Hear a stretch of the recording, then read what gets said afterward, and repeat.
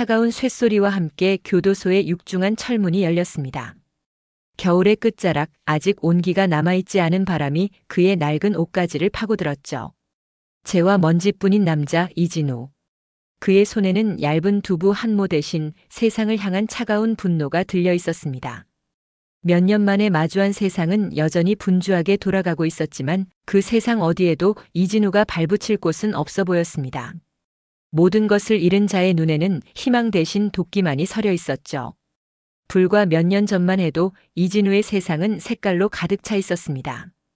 1980년대 중반 대한민국은 단군 이래 최대 호황이라는 뜨거운 열기에 휩싸여 있었습니다. 대학 캠퍼스는 미래에 대한 희망으로 빛났고 그 중심에 이진우와 그의 가장 친한 친구 김태성이 있었습니다. 낡아 빠진 운동화와 물 빠진 청바지. 머리는 명석했지만 그의 행색은 지독한 가난을 숨기지 못했습니다. 반면 김태성은 달랐습니다. 국내 굴지의 증권사인 대성증권 사주의 외아들. 머리부터 발끝까지 부티가 흘렀고 그의 주변에는 늘 사람들이 넘쳐났죠. 누가 봐도 어울리지 않는 두 사람이었지만 그들은 가장 가까운 친구였습니다. 이진우의 날카로운 분석력과 김태성의 넓은 인맥과 자금력. 그들이 함께 만든 대학 주식 투자 동아리는 아마추어 수준을 넘어선다는 평가를 받았습니다. 특히 이진우는 시장의 흐름을 읽는데 천부적인 재능을 보였습니다. 그는 단순한 차트를 보는 것이 아니라 그 안에 숨겨진 사람들의 욕망과 공포, 그리고 거대한 자본의 음모까지 꿰뚫어 보곤 했습니다. 사건은 이진우가 그의 인생을 통틀어 가장 완벽한 분석 보고서를 완성했을 때 시작되었습니다. 3일건설 주가 변동 예측에 관한 보고서. 그것은 단순한 예측이 아니었습니다. 당시 정부가 극비리에 추진하던 신도시 개발 계획과 3일건설 오너 일가의 혼맥, 그리고 자재 납품업체의 미세한 움직임까지 몇 달간 밤을 새워가며 발로 뛰고 수집한 정보들을 엮어낸 하나의 작품이었죠. 이 보고서대로라면 3일건설의 주가는 수십 배 폭등할 것이 분명했습니다. 이진우는 흥분을 감추지 못하고 자신의 유일한 친구인 김태성에게 이 걸작을 보여주었습니다. 태성아, 이거 봐. 우리 이걸로 진짜 세상을 한번 놀라게 해줄 수 있어. 너와 나 우리가 해내는 거야. 김태성은 보고서를 읽는 내내 감탄사를 연발했습니다. 하지만 그의 눈 깊은 곳에서 번뜩인 것은 우정이 아닌 탐욕의 불꽃이었습니다. 진우야, 이건 대박이다. 아니, 대박이란 말로도 부족해. 완벽해. 다만 이걸 우리 수준에서 터뜨리기엔 너무 아까워. 내가 아버지께 말씀드려서 제대로 한번 판을 키워보자. 그것이 이진우가 들었던 마지막 진실이었습니다. 다음 날 그의 자취방에서 보고서는 감쪽같이 사라졌습니다. 그리고 며칠 뒤 TV 뉴스에서는 대성증권이 3일건설에 대한 대규모 투자를 단행해 엄청난 수익을 올렸다는 소식이 떠들썩하게 보도되었습니다. 그 성공 신화의 중심에는 대성증권의 젊은 후계자 김태성이 있었습니다. 그가 아버지에게 제출한 보고서는 이진우의 것과 토시 하나 다르지 않았죠. 이진우가 배신감에 몸을 떨며 김태성을 찾아갔을 때 그를 맞이한 것은 친구의 따뜻한 해명이 아닌 차가운 검찰 수사관들이었습니다. 혐의는 주가 조작 및 허위 사실 유포. 김태성은 자신의 아버지가 만들어준 방패 뒤에 숨어 모든 죄를 이진우에게 뒤집어 씌웠습니다. 대성증권이 정보를 입수하기 전 소액으로 3일건설 주식을 사들인 몇몇 개미 투자자들이 있었는데 검찰은 이진우가 그들에게 허위 정보를 흘려 시장을 교란했다고 결론 내렸습니다. 법정에서 김태성은 눈물을 흘리며 친구의 잘못된 욕심을 막지 못해 가슴이 아프다고 연기했습니다. 가장 친한 친구의 등에 칼을 꽂는 그의 표정은 놀랍게도 슬퍼 보이기까지 했습니다. 그렇게 이진우의 세상은 무너져 내렸습니다. 젊음, 명예, 미래, 그리고 우정까지 모든 것을 빼앗기고 차가운 감옥에 갇혔습니다. 그리고 마침내 재와 먼지가 되어 세상 밖으로 나온 지금 그의 심장은 복수라는 단 하나의 목표를 위해 다시 뛰기 시작했습니다. 감옥에서 귀동냥으로 들었던 이름. 제도권 금융이 아닌 돈 냄새가 지배하는 진짜 전쟁터. 대한민국 사채 시장의 심장부 명동. 그리고 그곳을 지배하는 살아있는 전설. 백할머니. 이진우는 나지막이 그 이름을 은조렸습니다. 그를 악마로 만들어줄 유일한 스승. 그는 망설임 없이 욕망의 용광로인 명동으로 발걸음을 옮겼습니다. 이진우가 도착한 명동은 그가 기억하던 낭만적인 젊음의 거리와는 전혀 다른 얼굴을 하고 있었습니다. 낮에는 최신 유행을 좇는 사람들로 붐비는 곳이었지만 해가 지고 네온 사인이 하나둘 켜지자 그 화려한 빛 아래로 짙은 그림자가 드리워졌습니다. 그 그림자 속에서 돈에 울고 돈에 웃는 사람들의 진짜 이야기가 꿈틀거리고 있었죠. 골목 안쪽으로 깊숙이 들어갈수록 달콤한 길거리 음식, 냄새 대신 지독한 담배 연기와 욕망의 냄새가 코를 찔렀습니다. 이곳이 바로 대한민국 자본주의의 심장이자 가장 추악한 욕망이 들끓는 용광로 명동의 진짜 얼굴이었습니다. 이진우는 며칠 동안 명동의 뒷골목을 헤맸습니다. 백할머니의 이름을 입에 올리는 것조차 금기시되는 분위기였죠. 그녀는 실체가 없는 유령이자 돈의 흐름을 쥐고 흔드는 보이지 않는 신과 같은 존재였습니다. 어설프게 접근했다가는 쥐도 새도 모르게 사라질 수 있다는 걸 이진우는 본능적으로 깨달았습니다. 그는 허름한 국밥집 구석에 앉아 주변을 오가는 사람들의 대화에 필사적으로 귀를 기울였습니다. 돈을 구하러 온 절박한 자영업자, 한탕을 노리는 투기꾼, 그리고 그들의 피를 빨아먹는 하이에나 같은 자잘한 사채업자들. 그러던 어느 날 한 사내의 대화가 그의 귀에 꽂혔습니다. 아, 정말 미치겠네. 백 여사님께 선이라도 대보려면 하다못해 달의 찻집 마담 눈에라도 들어야 하는데. 달의 찻집. 이진우는 그 이름을 머릿속에 새겼습니다. 그는 며칠간의 노숙으로 더욱 남루해진 행색을 하고 찻집의 문을 열었습니다. 낡은 목조 계단을 오르자 명동의 소음은 거짓말처럼 사라지고 고즈넉한 공간이 나타났습니다. 그리고 그곳의 가장 안쪽 자개장으로 장식된 상석에 한 노파가 앉아 있었습니다. 희끗희끗한 머리를 단정하게 쪽지고 값비싸 보이는 비취 반지를 낀 손으로 찻잔을 우아하게 들고 있는 모습. 그녀가 바로 명동의 지배자 백선희, 일명 백할머니였습니다.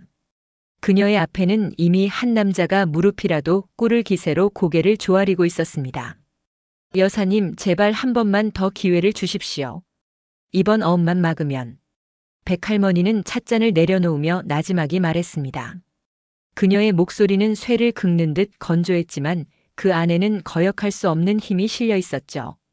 자네 눈에는 탐욕이 가득해. 하지만 그 탐욕을 감당할 그릇은 못 되는군. 자네 같은 사람은 딱 2번의 기회면 좋게. 한 번은 경험, 또 한 번은 파멸. 이미 2번 다 썼으니 이제 그만 돌아가게. 남자는 절망적인 표정으로 쫓겨났습니다. 백할머니의 시선이 자연스럽게 다음 사람 이진우에게로 향했습니다. 그녀의 눈은 평범한 노인의 눈이 아니었습니다. 상대의 겉모습이 아닌 그 영혼의 흉터까지 꿰뚫어 보는 듯한 날카로운 빛을 띠고 있었죠. 자네는 돈을 빌리러 온 것 같지는 않은데. 그 눈빛은 돈으로도 살 수 없는 물건을 탐내는 눈이군. 이진우는 주눅 들지 않고 그녀의 눈을 똑바로 마주보며 말했습니다. 돈이 아닌 힘을 빌리고 싶습니다. 아니, 힘을 얻는 법을 배우고 싶습니다. 힘? 내게서 무엇을 배우고 싶다는 게지? 사람의 마음을 꿰뚫는 법, 돈의 흐름을 움직이는 법, 그리고 괴물을 잡기 위해 괴물이 되는 법을 배우고 싶습니다. 그의 대답에 백할머니의 입가에 처음으로 희미한 미소가 번졌습니다. 흥미롭다는 듯 그녀는 턱짓으로 맞은편 자리를 가리켰습니다. 저기 창가에 앉은 남녀가 보이는가? 그리고 그 옆 테이블에서 홀로 차를 마시는 사내도. 저들이 지금 무슨 생각을 하는지 내게 한번 설명해 보게. 그것은 시험이었습니다. 이진우는 잠시 그들을 관찰했습니다. 겉보기엔 평범한 손님들이었죠. 하지만 그는 그들의 미세한 표정과 몸짓, 옷차림과 소지품에서 다른 이야기를 읽어내고 있었습니다. 창가의 남녀는 연인이 아닙니다. 여자의 목걸이는 가짜지만 남자의 시계는 진짜입니다. 여자는 젊음과 미모를 팔고 있고 남자는 돈으로 하룻밤의 위안을 사고 있는 겁니다. 서로를 사랑하는 척하지만 머릿속으로는 각자 손익을 계산하고 있겠죠. 그는 잠시 숨을 고르고 말을 이었습니다. 혼자 있는 사내는 사업이 망한 것 같군요. 구두는 낡았지만 닳지 않도록 조심해서 걷는 걸음걸이. 마지막 남은 자존심이겠죠. 그는 지금 차 맛을 느끼지 못합니다. 그저 이 시간이 지나면 마주해야 할 현실을 두려워하고 있을 뿐입니다. 가족의 얼굴, 채권자들의 독촉 그에게는 이 찻집 문 밖이 곧 지옥일 겁니다. 이진우의 설명이 끝나자 달의 찻집에는 잠시 침묵이 흘렀습니다. 백할머니는 말없이 차를 한 모금 마시더니 찻잔을 내려놓았습니다. 탁 하는 소리가 이진우에게는 판결의 소리처럼 들렸습니다. 자네 이름이 뭔가? 이진우입니다. 내일부터는 좀 더 깨끗한 옷을 입고 오도록 하게. 내 사람의 행색이 남루하면 나를 욕 보이는 게 되니까. 그것이 허락이었습니다. 이진우는 끓어오르는 감정을 억누르며 깊이 고개를 숙였습니다. 교도소의 재와 먼지를 뒤집어 썼던 한 남자가 명동의 검은 손이 되기 위한 첫 번째 관문을 통과하는 순간이었습니다. 다음 날 이진우는 백할머니가 내준 돈으로 산 몸에 딱 맞는 검은색 양복을 입고 달의 찻집에 나타났습니다. 어제의 누더기 옷을 벗어 던지자 그의 눈빛에 서려있던 도끼가 더욱 선명하게 드러났죠. 백할머니는 그런 이진우를 말없이 훑어보더니 그를 데리고 찻집 밖으로 나섰습니다. 그들이 향한 곳은 증권사 객장이 아니었습니다. 온갖 물건과 사람이 뒤엉켜 아수라장을 이루는 남대문 시장의 한복판이었어요. 진우야, 주식이 뭐라고 생각하나? 시장의 소음 속에서 백할머니의 목소리는 이상할 만큼 또렷하게 들렸습니다. 미래 가치에 대한 투자라고 배웠습니다. 틀렸다. 그건 책상 물림들이나 하는 소리야. 백할머니는 좌판에서 생선을 파는 상인을 턱짓으로 가리켰습니다. 저 사람에게 주식은 오늘 저녁 아들 녀석 입에 들어갈 고등어 한 손이다. 저기 옷을 고르는 저 아가씨에게는 남자친구에게 잘 보이고 싶은 욕망이고 저기 리어카를 끄는 저 영감에게는 내일 아침 마누라 약값이지. 돈은 숫자가 아니야. 돈은 감정이다. 희망, 욕망, 그리고 절망. 그 감정의 흐름을 읽어야 진짜 돈의 주인이 될 수 있는 게야. 그것이 이진우의 첫 번째 수업이었습니다. 백할머니는 그에게 차트를 분석하는 법 대신 사람의 얼굴을 읽는 법을 가르쳤습니다. 시장 바닥에서 파산 직전의 공장 사무실에서 혹은 최고급 룸살롱에서 돈 앞에서 무너지고 추악해지는 인간의 민낯을 매일같이 보여주었죠. 이진우는 스펀지처럼 그 모든 것을 빨아들였습니다. 그의 머릿속에서 복잡한 경제 이론과 시장 바닥의 생생한 욕망이 뒤섞여 그만의 무기로 재탄생하고 있었습니다. 한 달쯤 지났을까 백할머니는 이진우에게 첫 번째 과제를 내주었습니다. 저기 길 건너편에 문 닫기 직전인 레코드 가게가 보이지? 주인은 아마 오늘 내일 하며 목을 맬 생각만 하고 있을 게다. 내가 자네에게 종잣돈 1,000만 원을 주지. 일주일 안에 저 가게를 이용해서 그 돈을 2배로 만들어 오너라. 단 합법적인 방법은 하나도 쓰지 말고 오직 저 남자의 욕망만을 이용해야 한다. 이진우는 망설이지 않았습니다. 그는 레코드 가게 주인에게 접근했습니다. 가게 주인은 이미 모든 것을 포기한 공허한 눈을 하고 있었죠. 이진우는 그의 어깨를 두드리며 낮은 목소리로 속삭였습니다. 사장님, 이대로 모든 걸 끝내실 겁니까? 마지막으로 한 번만 제대로 된 돈을 만져보고 싶지 않으십니까? 이진우는 자신이 내부 정보를 알고 있는 주식 전문가인 척 연기했습니다. 곧 대규모 재개발이 들어설 것이라는 거짓 정보와 함께 그럴듯하게 조작된 서류 몇 장을 보여주었죠. 그리고 속삭였습니다. 가게를 담보로 대출을 받아 자신이 지정하는 주식에 몰빵하면 지금껏 겪은 고통을 모두 보상받을 수 있을 거라고. 이건 미친 짓이야. 가게 주인은 중얼거렸지만 그의 눈은 이미 탐욕으로 이글거리고 있었습니다. 절망의 끝에 선 사람에게 신락 같은 희망은 이성을 마비시키는 마약과도 같았죠. 그는 결국 자신의 마지막 남은 재산인 가게를 담보로 대출을 받았고 이진우는 그 돈을 중간에서 가로챘습니다. 약속한 일주일 뒤 주가는 당연히 오르지 않았고 가게 주인은 모든 것을 잃고 길거리에 나앉았습니다. 이진우는 차가운 눈으로 그 광경을 지켜보았습니다. 가슴 한구석이 시려왔지만 그는 눈을 감았습니다. 눈꺼풀 뒤로 법정에서 거짓 눈물을 흘리던 김태성의 얼굴과 자신을 비웃던 사람들의 얼굴이 스쳐 지나갔습니다. 그래, 괴물을 잡으려면 나도 괴물이 되어야 한다. 더 지독하고 더 잔인한 괴물이. 이진우는 백할머니에게 정확히 2천만 원을 내밀었습니다. 백할머니는 돈을 세어보지도 않고 그저 이진우의 얼굴을 쳐다볼 뿐이었습니다. 그의 얼굴에서 마지막 남은 온기가 사라지고 차가운 계산과 냉혹한 결단력만이 남아있는 것을 확인한 그녀는 비로소 만족스러운 미소를 지었습니다. 이제 돈의 언어를 깨우쳤구나. 좋다. 이제부터 진짜 전쟁을 시작해보자꾸나. 내 놈을 배신한 그놈의 피비린내 나는 돈으로 우리 잔을 채워야지.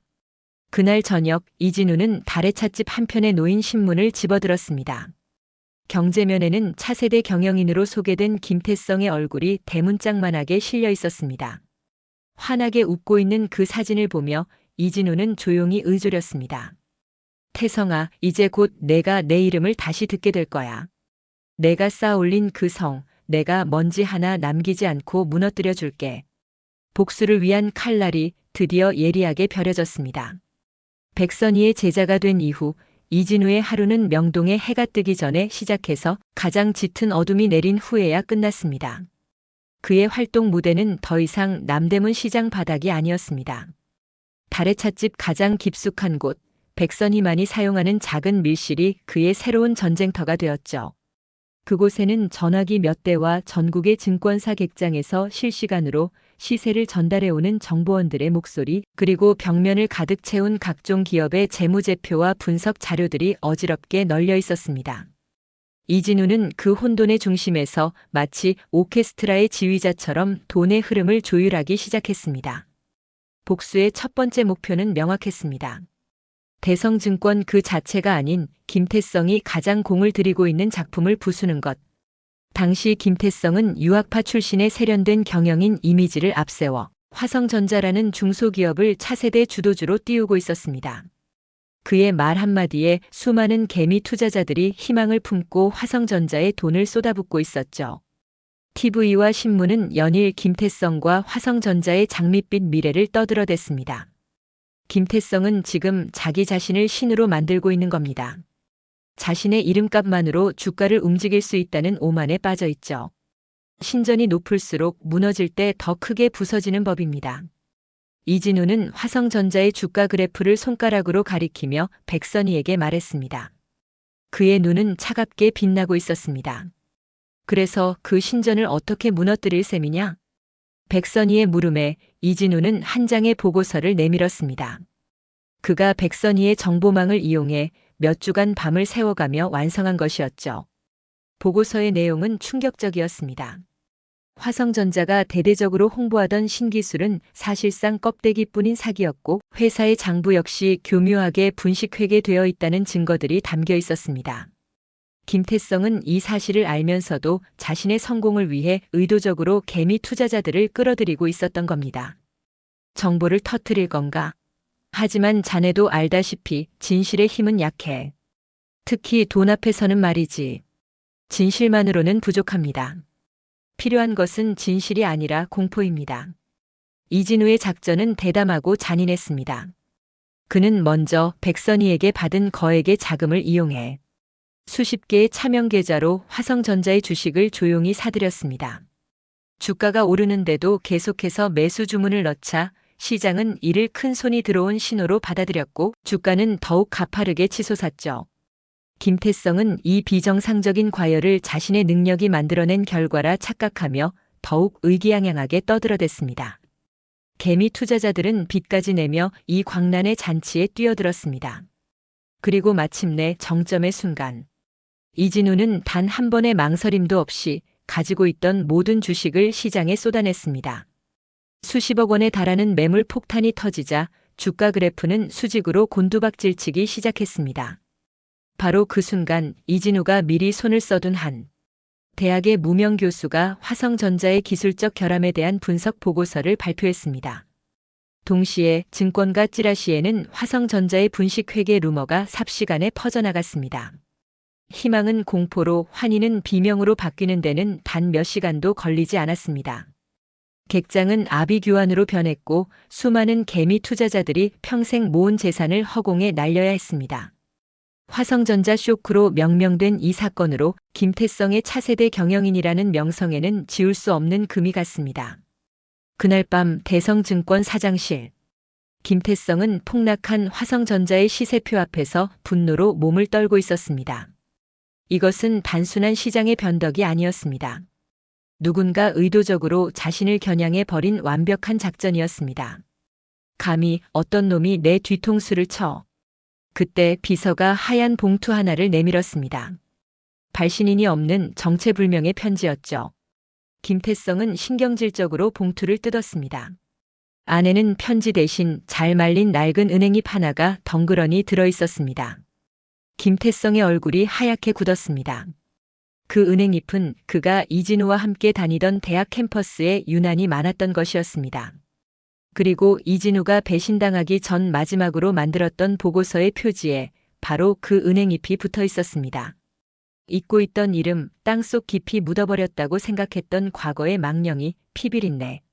나는 복수의 칼날이 되어 그의 심장을 겨누고 있었습니다. 김태성은 자리에 주저앉았습니다. 그의 귓가에 이진우의 마지막 절규가 환청처럼 울려 퍼졌습니다. 화성전자 쇼크의 후폭풍은 생각보다 거셌습니다. 김태성의 이름 앞에는 미다스의 손이라는 수식어 대신 개미들의 무덤이라는 오명이 따라붙기 시작했죠. 대성증권의 호화로운 사장실, 김태성은 책상 위에 놓인 낡은 은행잎을 노려보며 치를 떨었습니다. 10년 가까이 까맣게 잊고 지냈던 이름 이진우. 감옥에서 썩어 문드러졌을 거라 생각했던 과거의 망령이 날카로운 비수가 되어 자신의 심장을 겨누고 있었습니다. 찾아내. 당장. 대한민국 땅을 전부 파헤쳐서라도 그놈 찾아내. 김태성은 자신의 앞에 선 비서실장에게 고함을 질렀습니다. 그의 얼굴은 분노와 함께 정체를 알 수 없는 두려움으로 일그러져 있었습니다. 이진우의 천재성 그리고 그 지독한 끈기를 누구보다 잘 아는 것은 바로 김태성 자신이었기 때문입니다. 같은 시각 달의 찻집의 밀실. 이진우는 백선희와 마주 앉아 있었습니다. 상처 입은 짐승이 가장 사나운 법이다. 이제 김태성은 수단과 방법을 가리지 않고 내 놈을 찾아내려 할 게야. 백선희가 끓인 찻잔의 온기가 밀실의 서늘한 공기를 데우고 있었습니다. 원하는 바입니다. 제가 누구인지 똑똑히 알아야 고통도 더 생생하게 느낄 테니까요. 이진우의 목소리에는 일말의 감정도 실려 있지 않았습니다. 백선희는 그런 이진우를 지그시 바라보다가 낡은 서류 봉투 하나를 내밀었습니다. 성을 무너뜨리려면 성벽이 아니라 기둥을 쳐야지. 김태성이란 놈을 무너뜨릴 진짜 약점을 알아와야 한다. 돈이나 사업이 아닌 그놈의 가장 연약한 살을 파고들어야 해. 봉투 안에는 최고급 호텔에서 열리는 대성문화재단 자선 미술품 경매의 초대장이 들어 있었습니다.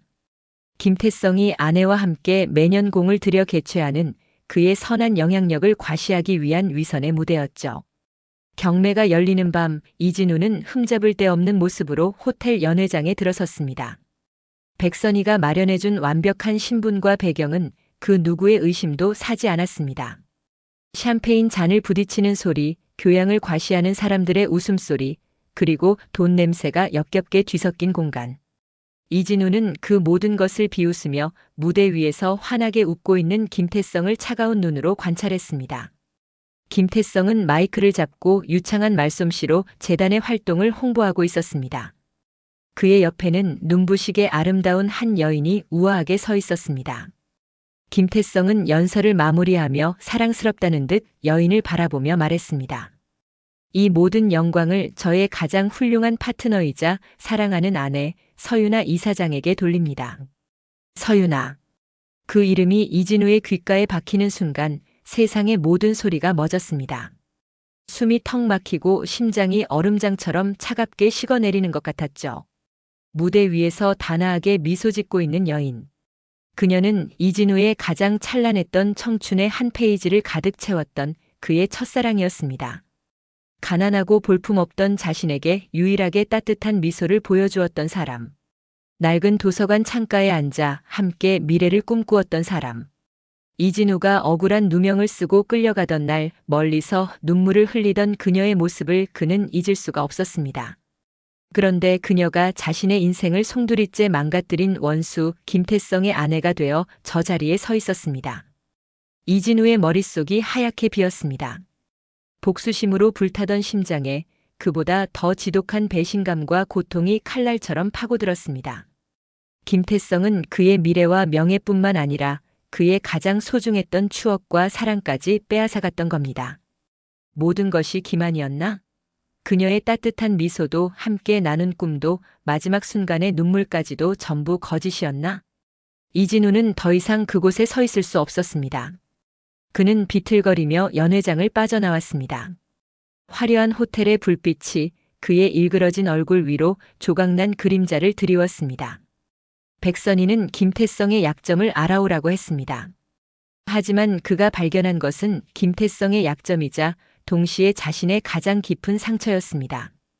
이진우는 차가운 밤 공기 속에서 피가 나도록 주먹을 움켜쥐었습니다. 이제 복수는 단순히 빼앗긴 것을 되찾는 싸움이 아니었습니다. 자신의 존재 자체를 지키기 위한 처절한 전쟁이 되어버렸습니다. 호텔을 뛰쳐나온 이진우는 밤거리를 정처 없이 헤맸습니다. 화려한 네온사인의 불빛이 부서지며 그의 망막을 어지럽혔지만 그의 눈에는 아무것도 보이지 않았습니다. 귓가에는 김태성의 목소리와 함께 울려 퍼지던 이름 서유나 세 글자만이 악몽처럼 맴돌았죠. 그의 첫사랑. 그의 유일했던 안식처. 그녀가 어떻게, 왜 김태성의 곁에 서 있는 것일까?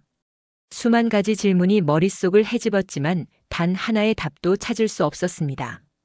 정신을 차렸을 때 이진우의 차는 익숙한 교정 앞에 멈춰 서 있었습니다. 10년 전 서유나와 함께 미래를 꿈꾸던 대학 캠퍼스였죠. 낡은 벤치, 불 꺼진 도서관, 함께 걷던 가로수길. 모든 것이 그대로였지만 그곳에 더 이상 그들의 시간은 존재하지 않았습니다. 이진우는 차에서 내리지 못한 채 핸들에 얼굴을 묻었습니다. 복수를 위해 강철처럼 단련시켰던 심장이 녹슨 쇳덩이처럼 삐걱거리며 무너져 내리는 소리가 들렸습니다. 서유나, 왜 내가 거기에 있는 거야, 왜? 한참을 괴로워하던 그는 결국 백선희가 있는 다래찻집으로 돌아갔습니다.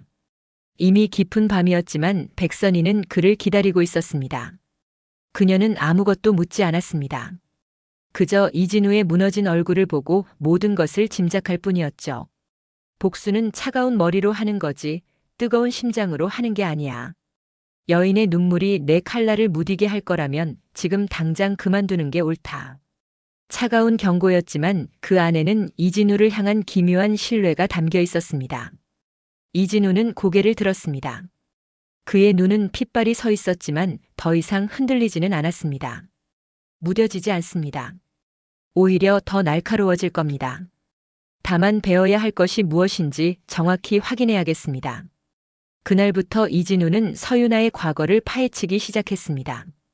백선희의 정보망은 한 사람의 지난 10년을 들여다보는 것쯤은 일도 아니었죠. 며칠 후 이진우의 손에 한 묶음의 서류가 들려왔습니다. 서유나의 아버지 서 회장이 운영하던 중소기업이 1987년 갑작스럽게 부도 처리되었다는 기록. 그 시점은 정확히 이진우가 수감된 직후였습니다. 그리고 얼마 지나지 않아 김태성의 대성증권이 그 회사를 헐값에 인수했다는 사실까지 드러났습니다. 퍼즐 조각이 하나씩 맞춰지기 시작했습니다. 하지만 가장 중요한 조각, 서유나의 마음은 여전히 안개 속이었습니다. 이진우는 마지막 확인을 위해 지금은 폐가가 되어버린 서유나의 옛집으로 향했습니다. 먼지 쌓인 대문을 열고 들어간 집은 마치 시간이 멈춘 듯 10년 전의 흔적을 고스란히 간직하고 있었습니다. 그는 곧장 서유나의 방으로 향했습니다. 낡은 책상, 빛바랜 벽지, 그리고 책상 서랍 가장 깊숙한 곳에서 그는 작은 나무 상자 하나를 발견했습니다. 상자 안에는 낡은 사진 몇 장과 함께 누렇게 변색된 편지 봉투 하나가 들어 있었습니다. 봉투에는 우표도 소인도 찍혀 있지 않았습니다. 받는 사람의 이름은 이진우. 보내지 못한 편지였습니다. 손을 떨며 편지를 펼쳤습니다. 그 안에는 꾹꾹 눌러 쓴 서유나의 눈물이 빼곡히 담겨 있었습니다. 진우야, 이 편지가 너에게 닿지 않기를 기도해. 만약 내가 이 글을 읽는다면 그건 내가 세상에서 가장 불행한 여자라는 뜻일 테니까. 아버지가 쓰러지셨어. 회사는 부도가 났고 우리 가족은 길거리에 나앉게 생겼어. 매일같이 집으로 찾아오는 사람들, 그들의 저주 섞인 목소리가 나를 지옥으로 끌고 가. 그때 김태성 그 사람이 나를 찾아왔어. 내 소식을 전해주겠다면서. 그리고는 내게 제안을 했어. 자신의 여자가 되면 이 모든 지옥을 끝내주겠다고. 아버지를 살리고 가족을 지켜주겠다고. 진우야, 나는 어떻게 해야 했을까? 너에 대한 사랑과 나를 무너뜨리는 현실 사이에서 나는 결국 너를 배신했어. 나를 용서하지 마, 진우야. 절대로. 대신 나를 완전히 잊어줘. 너의 기억 속에서 나라는 여자는 처음부터 없었던 것처럼. 부디 너는 나 같은 건 다 잊고 행복해야 해. 그것이 내가 너에게 지은 죄를 평생 짊어지고 갈 수 있는 유일한 방법이니까. 편지가 이진우의 손에서 힘없이 떨어졌습니다. 분노보다 더 뜨거운 슬픔이, 슬픔보다 더 차가운 분노가 온몸을 휘감았습니다. 김태성은 단순히 그의 인생을 훔친 것이 아니었습니다. 그는 가장 잔인한 방법으로 두 사람의 영혼을 모두 파괴했던 겁니다. 이진우는 폐가를 빠져나왔습니다. 동트기 전에 푸르스름한 새벽 공기가 그의 불타는 심장을 오히려 더 아프게 파고들었습니다. 그는 차가운 목소리로 허공에 맹세했습니다. 김태성, 내가 만든 이 지옥에서 내가 윤아를 꺼내주마. 그리고 그 빈자리에 너를 쳐넣어주지. 복수의 목표가 수정되었습니다. 이제는 돈과 명예를 되찾는 것을 넘어 한 남자의 모든 것을 파괴하고 한 여자를 구원하기 위한 전쟁이 시작된 것입니다. 서윤아에 보내지 못한 편지는 이진우의 마지막 남은 인간성을 불태워 복수라는 이름의 화신으로 다시 태어나게 했습니다. 그의 눈빛은 더 이상 단순히 빼앗긴 것을 되찾으려는 분노가 아니었습니다. 지옥의 불구덩이 속에서 고통받는 연인을 구원하고 그 지옥을 만든 악마를 직접 심판하겠다는 냉혹한 사명감으로 가득 차 있었죠. 달의 찻집의 밀실, 공기는 그 어느 때보다 팽팽했습니다. 이진우는 거대한 작전도 위에서 대성증권의 지분 구조를 분석하고 있었습니다. 김태성의 가장 큰 아킬레스건은 그가 대주주들의 신임을 억지로 얻어낸 허수아비 사장이라는 점입니다. 화성전자 쇼크로 이미 신뢰에 금이 갔죠. 이 틈을 파고들어 소액 주주들을 규합해 경영권을 빼앗아 올 겁니다. 위임장 대결을 하겠다는 게냐? 그건 전면전이야. 김태성이 가진 모든 힘이 자네를 진누를 걸세. 백선희의 목소리에는 우려가 섞여 있었습니다. 전쟁을 원합니다. 그리고 그 전쟁을 승리로 이끌 명분이 필요합니다. 김태성이란 인물이 얼마나 위선적이고 부패한 인물인지 만천하에 공개할 결정적 증거 말입니다. 이진우의 시선은 서류 너머 어딘가 먼 곳을 향하고 있었습니다. 그 증거를 가진 사람은 단 한 사람, 바로 서윤아뿐이라는 것을 그는 직감하고 있었습니다. 그녀는 지난 10년간 괴물에 가장 가까운 곳에서 그의 모든 것을 지켜봤을 테니까요. 문제는 어떻게 그녀에게 접근하느냐였습니다. 김태성의 감시는 분명 삼엄할 터. 이진우는 낡은 수첩에서 오래된 번호 하나를 찾아냈습니다. 서윤아와 함께 가입했던 대학 시절 문학 동아리, 그들만이 알던 비상 연락망이었죠. 그는 공중전화로 달려가 떨리는 손으로 메시지를 남겼습니다. 북두칠성이 가장 잘 보이는 곳에서 잃어버린 시집을 찾고 싶어. 그들이 처음 만났던 도서관 옥상, 그리고 그날 함께 읽었던 시집의 제목이었습니다. 서윤아만이 알아들을 수 있는 암호였죠. 약속한 날 밤 이진우는 10년 만에 모교 도서관 옥상에 올랐습니다. 차가운 밤 공기와 녹슨 철문 냄새가 아득한 기억을 불러왔습니다. 잠시 후 삐걱거리는 소리와 함께 한 여인의 실루엣이 나타났습니다. 10년의 세월이 흘렀지만 한눈에 알아볼 수 있었습니다. 서윤아였습니다. 그녀의 얼굴은 핏기 없이 창백했고 아름다운 눈에는 깊은 절망과 공포가 그늘져 있었습니다. 어떻게 살아있었던 거야? 서윤아의 목소리가 가늘게 떨렸습니다. 그 편지 읽었어. 이진우의 한마디에 서윤아의 눈에서 참아왔던 눈물이 폭포처럼 쏟아졌습니다. 읽지 말지, 그냥 나 같은 건 잊고 살지. 왜 돌아온 거야, 왜? 너를 구하러 왔어. 그 지옥에서 꺼내주러. 이진우는 한 걸음 다가서며 말했습니다. 그의 목소리는 낮고 단단했습니다. 내 잘못이 아니야, 유나야. 그러니 이제 그만 자책하고 나를 도와줘. 김태성을 무너뜨릴 증거가 필요해. 내가 가지고 있을 거야. 서유나는 공포에 질려 고개를 저었습니다. 그 사람은 악마야. 당신이 상상하는 것 이상으로 잔인한 사람이라고. 모든 걸 알고 있어. 내가 당신을 만나는 것까지도 알아. 그래서 더는 물러설 곳이 없어. 이진우의 확신에 찬 눈빛에 서유나의 흔들리던 눈동자가 잠시 멈췄습니다. 그녀는 떨리는 손으로 작은 목걸이를 움켜쥐었습니다. 그리고 그 안에 숨겨져 있던 손톱만 한 크기의 마이크로 SD카드를 꺼내 보였습니다. 여기 그 사람의 모든 것이 담겨 있어. 비자금 내역, 정관계 로비 장부, 그리고 당신에게 누명을 씌웠던 그날의 대화 녹음 파일까지. 이진우가 손을 뻗어 그것을 받으려는 순간이었습니다. 정말 감동적인 재회로군. 내 아내와 내 오랜 친구라. 어둠 속에서 얼음처럼 차가운 목소리가 울려 퍼졌습니다. 김태성이었습니다. 그의 얼굴은 평소에 세련된 미소 대신 모든 것을 비웃는 잔혹한 표정을 짓고 있었습니다. 그의 손에는 서유나가 가지고 있던 것과 똑같은 목걸이가 들려 있었습니다. 위치 추적기였습니다. 유나야, 설마 나를 배신할 생각이었어? 내가 내 아버지 목숨을 살려주고 내 가족을 거둬줬는데. 은혜를 원수로 갚으면 못 쓰지. 김태성은 천천히 다가와 서유나의 어깨를 감싸 안았습니다. 그 손길은 사랑이 아닌 소유욕과 경고로 가득 차 있었습니다. 그리고 이진우. 넌 정말 대단하구나. 시궁창에서 기어나와 여기까지 오다니. 하지만 어쩌나 내가 유일하게 가질 수 없었던 것, 그리고 앞으로도 영원히 가질 수 없는 게 바로 내 옆에 있는데. 김태성은 서유나를 자기 쪽으로 끌어당기며 이진우를 향해 비웃었습니다. 그 순간 그의 가면 뒤에 숨겨져 있던 괴물의 진짜 얼굴이 드러났습니다. 이진우의 눈이 불타올랐습니다. 복수의 칼날은 이제 단 한 사람의 심장을 정확히 겨누고 있었습니다. 세 사람의 엇갈린 운명이 파국을 향한 마지막 무대 위에서 마주 선 순간이었습니다. 도서관 옥상의 차가운 공기가 세 사람의 엇갈린 운명처럼 무겁게 내려앉았습니다. 김태성은 승리자의 여유로운 미소로 서유나를 더욱 강하게 올가매며 패배한 이진우를 향해 잔인한 조롱을 이어갔습니다. 이진우, 내 놈은 언제나 한 발 늦는군. 10년 전에도 그랬고 지금도 마찬가지야. 내가 아무리 발버둥 쳐도 결국 세상은 나 같은 사람들의 손에서 움직이는 법이지. 이제 모든 게 끝났어.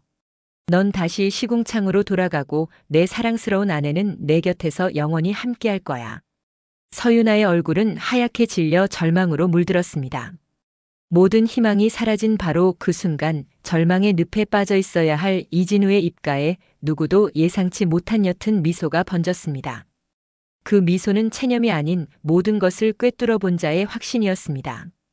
끝났다고? 아니, 김태성. 이제 시작이야. 이진우의 나직한 목소리가 옥상 전체에 울려 퍼졌습니다. 내가 한 가지 착각한 게 있어. 난 복수를 위해 돌아온 게 아니야. 심판을 위해 돌아온 거지. 그리고 그 심판의 무대는 바로 이 옥상이 아니라 내가 쌓아올린 왕국 전체다. 김태성의 얼굴에서 처음으로 미소가 사라졌습니다. 이진우는 아랑곳하지 않고 말을 이었습니다. 내가 유나의 목걸이에 위치 추적기를 달아놓을 거란 것쯤은 이미 알고 있었어. 내 그 지긋지긋한 의심과 집착을 내가 왜 모르겠나. 그래서 오늘 이 자리는 널 위한 함정이었다. 내 시선을 이곳에 묶어두고 내 귀를 막기 위한. 바로 그 순간이었습니다. 저 멀리 도시의 정적을 깨고 수많은 사이렌 소리가 일제히 울려 퍼지기 시작했습니다. 사이렌 소리는 점점 더 가까워지며 대성증권 본사 건물이 있는 여의도 방향에서부터 물결처럼 번져왔습니다. 김태성의 휴대전화가 미친 듯이 울리기 시작했지만 그는 받을 수 없었습니다. 그의 눈은 눈앞에 이진우에게 고정된 채 믿을 수 없다는 듯 흔들리고 있었죠. 지금 이 시간 백선희 여사의 손을 통해 내가 저지른 모든 비리가 담긴 증거들이 검찰과 언론 그리고 대성증권의 대주주들에게 동시에 전달되고 있다. 내 비자금 장부, 정관계 로비 내역, 그리고 10년 전 나에게 누명을 씌우며 웃고 떠들던 내놈의 목소리까지 전구. 이진우의 말 한마디 한마디가 비수가 되어 김태성의 심장에 박혔습니다. 위임장 대결? 그런 구차한 싸움은 필요 없어. 내 왕국은 이미 불타고 있으니까. 주주들은 등을 돌릴 거고 검찰은 내 목에 수갑을 채우러 달려올 거다. 넌 내 발로 내가 만든 무덤 속으로 걸어 들어온 거야. 김태성의 얼굴이 분노와 공포로 흉측하게 일그러졌습니다. 그는 이진우에게 달려들려 했지만 그 순간 옥상 문이 거칠게 열리며 수많은 형사들이 들이닥쳤습니다. 그들의 손에는 차가운 수갑이 들려 있었습니다. 모든 것이 끝났습니다. 김태성은 형사들에게 끌려가면서도 이진우를 향해 악에 바친 저주를 퍼부었습니다. 이진우, 내가 여기서 끝나도 넌 아무것도 가질 수 없어. 서윤아는 날 배신한 여자야. 내가 사랑했던 순수한 여자는 이제 세상에 없다고. 그때 내내 침묵하던 서윤아가 김태성을 향해 돌아섰습니다. 그녀의 눈에는 더 이상 두려움이 없었습니다. 그래요, 당신 말이 맞아요. 내가 사랑했던 그 사람도 당신이 사랑했던 나도 이제 없어요. 당신이 만든 지옥 속에서 우리는 모두 괴물이 되었으니까. 하지만 이제 당신이 만든 그 지옥은 당신 혼자 살게 될 거예요. 그것은 서윤아가 괴물에게 날리는 마지막 이별의 선고였습니다. 김태성이 사라진 옥상에는 이진우와 서윤아 단 두 사람만이 남았습니다. 어색한 침묵이 흘렀습니다. 너무 많은 시간이 흘렀고 너무 깊은 상처가 서로의 마음에 새겨져 있었습니다. 이진우는 서윤아에게 다가가지도 그렇다고 멀어지지도 못한 채 그저 밤하늘을 수놓은 도시의 불빛을 바라보았습니다. 얼마 후 이진우는 명동을 떠났습니다. 그는 백선희에게 깊이 고개 숙여 감사를 표하고 그녀가 제안한 부와 권력을 모두 거절했습니다. 복수는 끝났고 그의 전쟁도 끝났기 때문입니다. 몇 달의 시간이 흐른 어느 봄날 고궁의 한적한 벤치에 이진우가 홀로 앉아 있었습니다. 그때 그의 옆으로 익숙한 그림자가 다가왔습니다. 화장기 없는 수수한 얼굴의 서윤아였습니다. 두 사람은 아무 말 없이 그저 따스한 봄 햇살을 맞으며 나란히 앉았습니다. 어색했지만 더 이상 고통스럽지는 않았습니다. 앞으로 어떻게 할 생각이야? 서윤아가 먼저 물었습니다. 글쎄, 일단은 잃어버린 내 시간을 좀 찾아봐야겠지. 아주 오랫동안 겨울이었으니까. 이진우가 희미하게 웃으며 대답했습니다. 그들은 더 이상 과거를 이야기하지 않았습니다. 용서나 이해를 강요하지도 않았습니다. 그저 서로가 살아있다는 것, 그리고 지옥 같던 겨울이 끝났다는 것만으로도 충분했습니다. 두 사람의 시선이 마주쳤습니다. 그 눈빛 속에는 아직 아물지 않은 슬픔과 그럼에도 불구하고 피어나는 작은 희망이 함께 담겨 있었습니다. 이제야 그들의 진짜 봄이 시작될 것 같았습니다.